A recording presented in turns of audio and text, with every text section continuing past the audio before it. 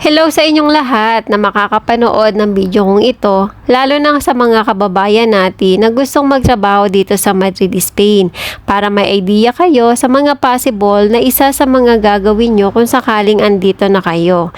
Pero take note, bihira lang ito gawin ng mga naandito sa Spain.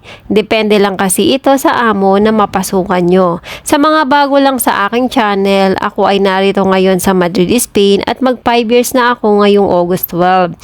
Dati naman, hindi ito ipinapagawa sa akin. I think, nag-start ito last year lang. Siguro dahil sa sobrang init na talaga ng panahon.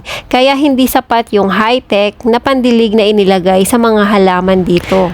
Okay lang naman na nadagdag ito sa trabaho ko kasi minsan pag umaga hindi ko magawa maglinis ng kwarto kasi may natutulog pa o kaya naman nasa room si amo. Saka pag sanay ka na sa mga gawain sa bahay, easy na lang ang lahat. Unlike kapag bago ka pa lang sa amo, talagang mangangapa ka at syempre talagang double check nila bawat kilos mo.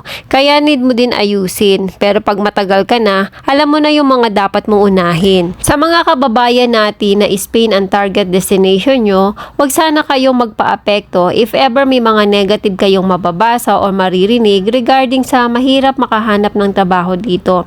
Tandaan natin na bawat isa sa atin ay may kanya-kanyang kapalaran o swerte. Saka wag tayong mawawala ng pag-asa if ever hindi ka swertehin sa una, pangalawa o kahit sa pangatlong magiging amo mo dito sa Spain, makakahanap ka rin ng okay na amo or trabaho. Basta wag mo lang sana sasayangin if ever mabigyan ka ng pagkakataon na makarating ng Europe or Spain kasi marami tayong mga kababayan ang gustong makarating dito pero bigo sila sa pangarap na yon.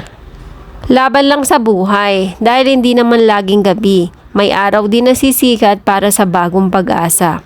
Good luck sa inyong lahat na pupunta dito sa Europe or sa iba't ibang part ng mundo para sa pangarap at pamilya.